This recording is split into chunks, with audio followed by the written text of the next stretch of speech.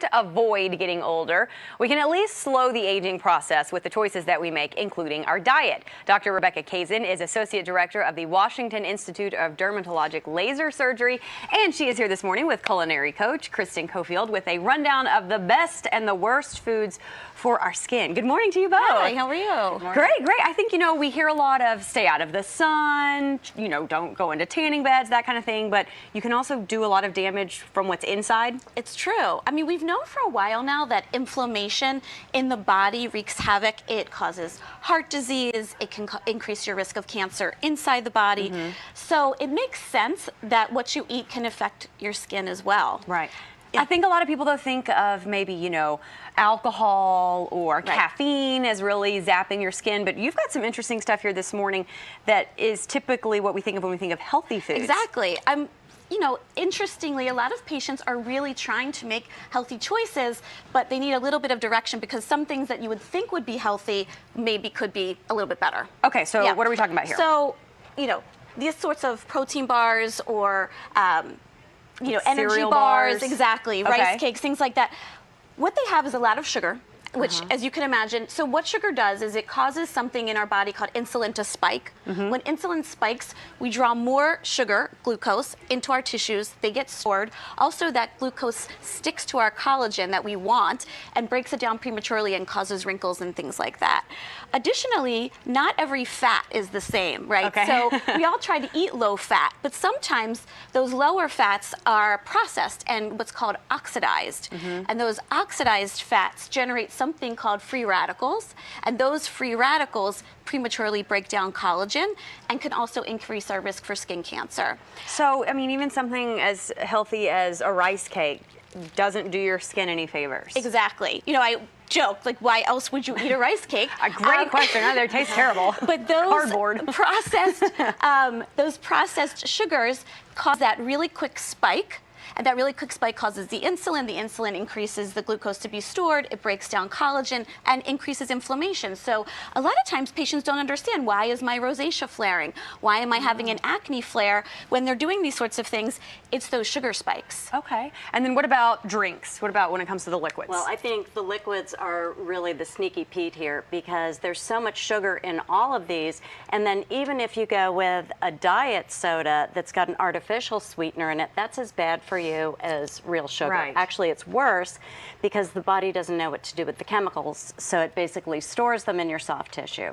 But you've also got kind of, like a fruit drink here, a protein drink. I think people think, oh, I'm reaching for what's healthy. Right. It's a smoothie. And this is where you really get tripped up. You think this is a healthy snack. This is actually, if you're going to drink this, it's basically a meal. But this also has, you're talking 55 grams of carbohydrate and 47 grams of sugar. So More sugar in that than in a Snickers bar. You're better out, yeah, exactly. Honestly. Exactly.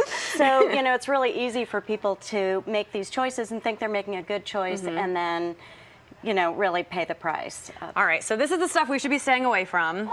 What should we actually be eating to try and make our skin look healthier? Well, if you want to swap out a bad drink for a good drink.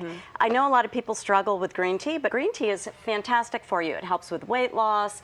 It can be very tasty if you buy the right brand of tea. A lot of people like a softer flavored tea. These sencha teas are great.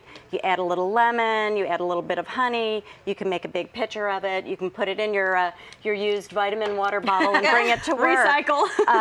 And you can drink green tea all day. It gives you a little bit of a caffeine buzz. A lot of people like that because they've been getting that in their various beverages. One of my favorite things is green grapes. How perfect is this? You can just take this, make a bunch of these at the beginning of the week, take them to work with you, put them in your purse.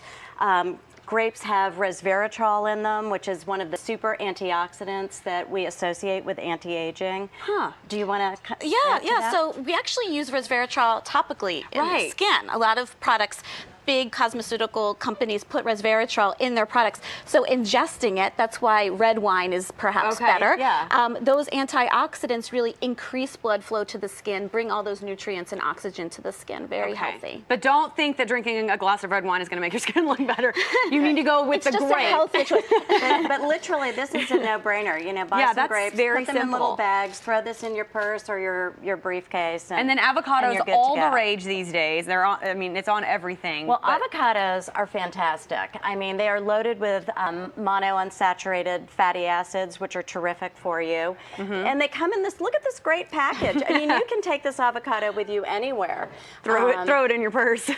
And I'm just going to show you real quickly, you know, how easy is this? You know, you've got your avocado, you bring it to work, you put the half with the pit in it in a Ziploc bag and save it for later, and then you take this little half and just take your fork and then just put it on and one of mash these it crackers. up, and you can taste this. You know, find a good healthy cracker, mash this up, put a little bit of salt on it.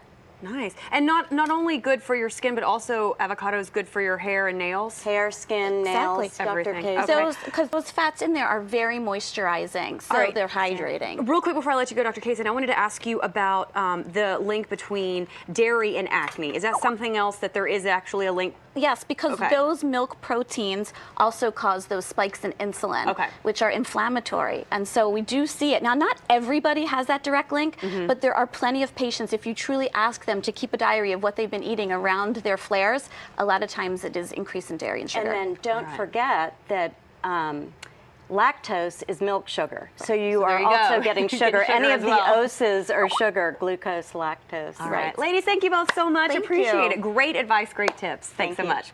8:24 is your time. There's still much more Good Morning Washington to come. Stay with us.